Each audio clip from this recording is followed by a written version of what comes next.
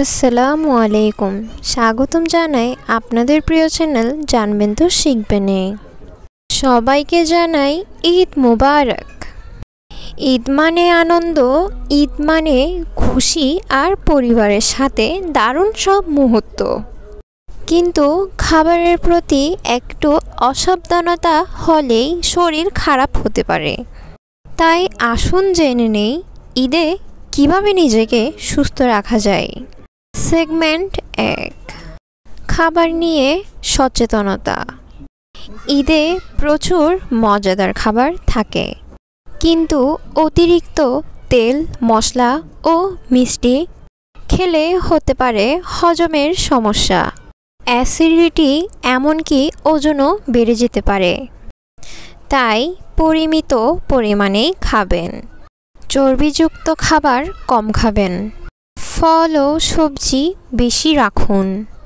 Segment 2, পানি ও শরীরচর্চা। অনেকেই ঈদের দিন পর্যাপ্ত পানি পান করে না, যা শরীরের জন্য ক্ষতিকর। দিনে অন্তত 8 গ্লাস পানি পান করুন।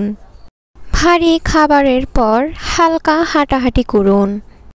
বেশি তেল ও মশলাযুক্ত খাবার খেলে সঙ্গে সঙ্গে শুয়ে পড়বেন না।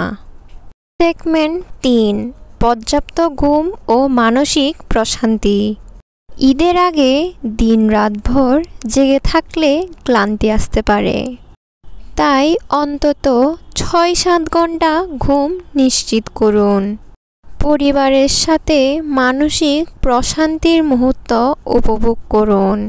অতিরিক্ত স্টেজ নেবেন না। ভিডিওটি এতটুকুই। বন্ধুরা, ঈদ হোক আনন্দময় ও সুস্থতার।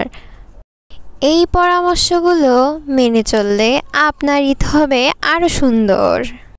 ভিডিওটি ভালো লেগে থাকলে লাইক দিন, কমেন্ট করুন এবং সাবস্ক্রাইব করে আমাদের সাথে থাকুন। ধন্যবাদ।